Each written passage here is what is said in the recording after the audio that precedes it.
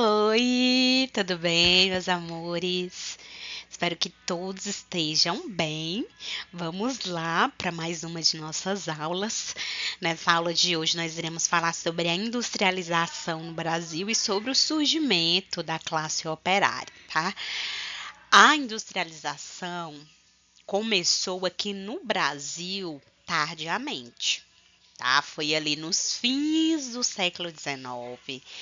E a economia, que antes predominantemente era agrária, começou a se transformar. Nós vamos entrar em um novo período, em um novo mundo, que é a Revolução Industrial. Tá? Com a chegada de imigrantes europeus e o capital do café, impulsionaram as primeiras fábricas e com elas surgiu nossa classe operária. Por professora Luciana Carvalho. Nos objetivos, nós elencamos alguns. Dentre eles, nós iremos identificar os principais marcos históricos da organização dos trabalhadores no Brasil, reconhecer os direitos conquistados pela classe trabalhadora e sua importância na vida cotidiana, relacionar as lutas do passado com os desafios enfrentados pelos trabalhadores atualmente e estimular o pensamento crítico e o debate sobre cidadania, direitos e deveres. Vamos lá? Vamos embarcar juntos nessa jornada rumo ao conhecimento. Que maravilha ter você aqui comigo nesta aula. Os movimentos trabalhistas do início do século XX. Crianças, em 1906, crianças, adultos, jovens, senhores, afinal, estamos falando para e com eles. Vamos lá, em 1906 nós temos a fundação da Confederação Operária Brasileira, que foi a primeira central sindical do país. O que é isso? Central sindical são pessoas que se reúnem para sindicalizar, para solicitar, galgar, pedir direitos para a classe trabalhadora. Em 1917, nós tivemos a greve geral em São Paulo, mobilizando 50 mil trabalhadores, muitas pessoas. Isso no ano de 1917.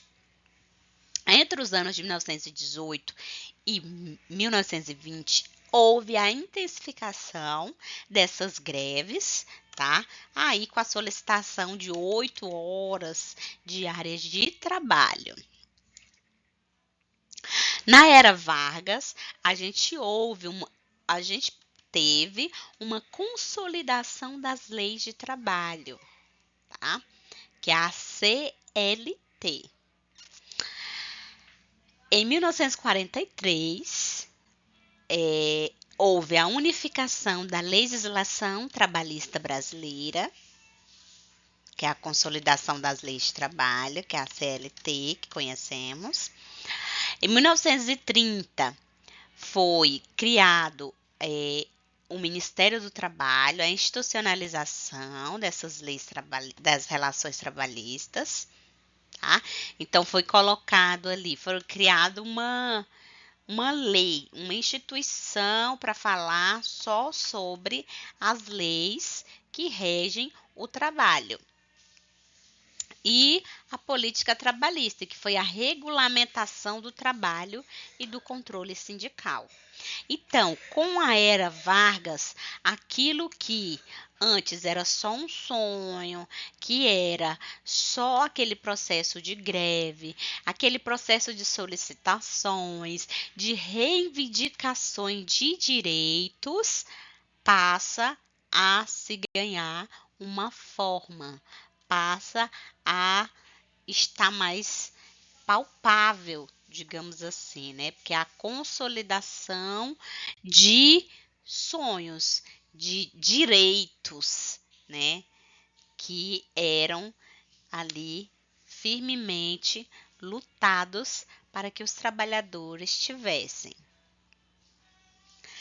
Greves e movimentos sindicais no século XX, pós-guerra. Aí nós tivemos, né, o aumento da organização sindical, que eram os sindicatos. Esses sindicatos passaram por repressão política, repressão militar, tá?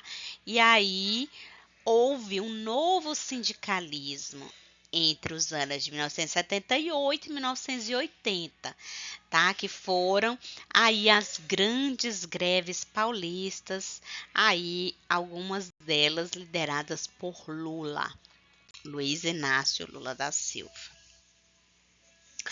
Em 1988, nós temos a Constituição e os direitos sociais, né? Que aí é estabelecida a jornada de 44 horas, férias remuneradas, licença maternidade.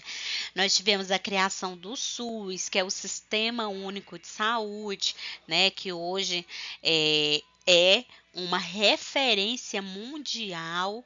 O nosso SUS é uma referência na saúde.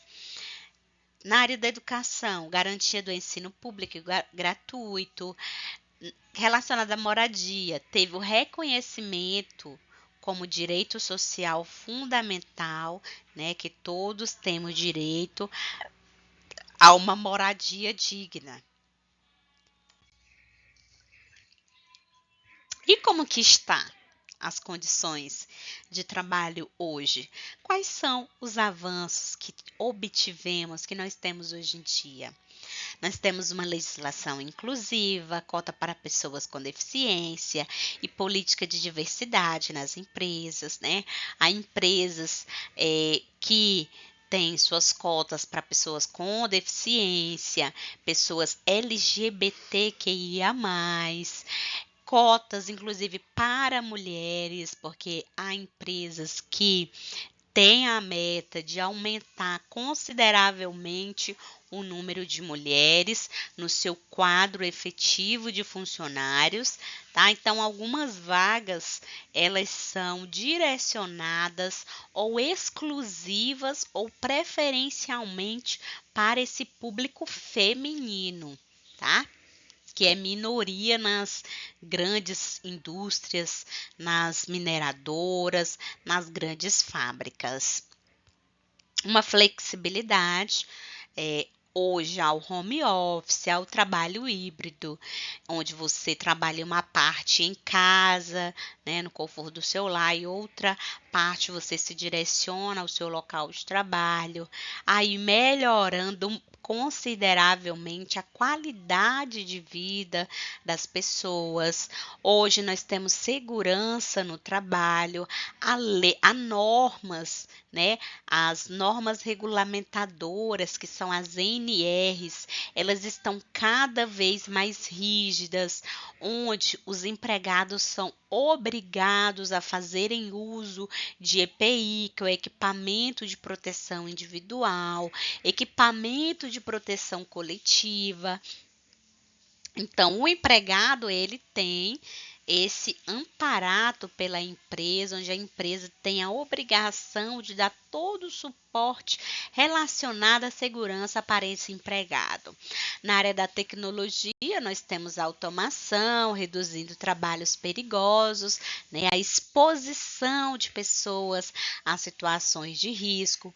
Hoje, por exemplo, na área da Vale, há equipamentos que eles são monitorados via uma central, né, que não há, alguns casos, não há mais a necessidade do operador estar dentro do equipamento, se colocando ali, se expondo a uma condição de risco natural da área da mineração, que é natural.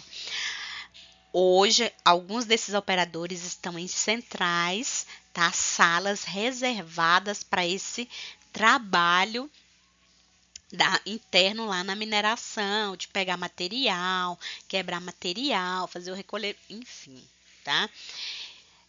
Hoje, nós temos alguns desafios, apesar de nós termos avançado sim nas condições de trabalho. Hoje nós temos 38% dos trabalhadores aí em condições de informalidade, que estão sem a carteira assinada. Nós temos uma taxa média no ano de 2022 de 12% de desemprego.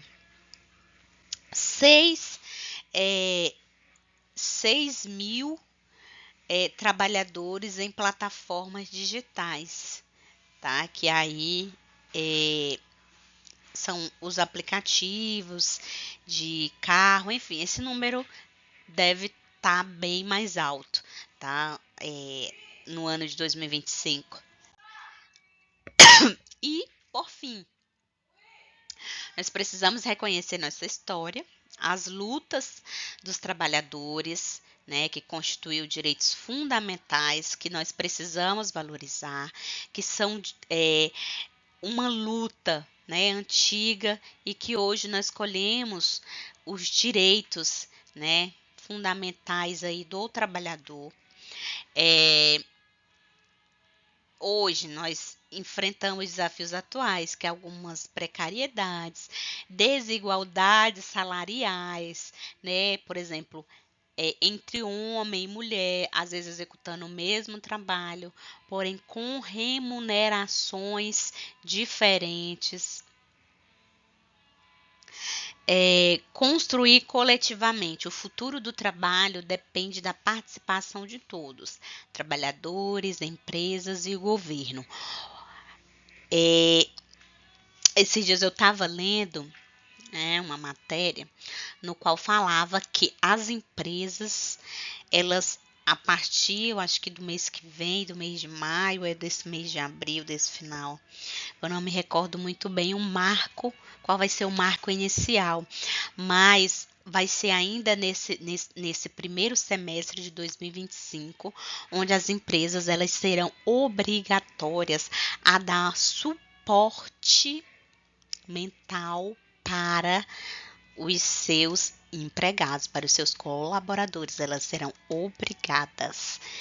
Esse é um processo novo, algumas empresas estão com muita dúvida de como irão fazer isso, mas elas serão obrigadas a dar o apoio psicológico aos seus empregados. Referências bibliográficas e atividade. Como que vai consistir a atividade, Luciana? Nós iremos formar grupos, né? E entregar a cada um uma folha para que desenhe ou escreva quais direitos trabalhistas vocês acham mais importantes. Depois nós iremos colar esses cartazes na sala, né? Com os dizeres, mural de direito. E aí a gente vai encerrar aí esse tema falando sobre a participação cidadã na comunidade. E por fim a gente vai aí discutir, né, tudo que a gente aprendeu, tudo que a gente, né, vai ainda aprender nas nossas pesquisas, e também a produção coletiva. A gente vai avaliar como que vai acontecer essa produção, tá bom? Se vocês irão trabalhar bem em equipe. Aí aqui tem uma redação curta, opcional, mas a gente não vai fazer por agora, tá bom? Obrigada, até nossa próxima aula.